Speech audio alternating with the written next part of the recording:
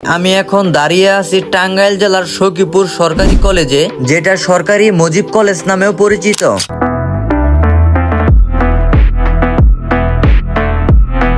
আসসালামু আলাইকুম এভরিওয়ান, আশা করি সবাই অনেক বেশি ভালো আছেন। এই কলেজটি 1969 সালে প্রতিষ্ঠিত হয়। এই কলেজটি এখন সখীপুরের গর্ব। এখানে পড়াশোনা করেছে কয়েক হাজার শিক্ষার্থী।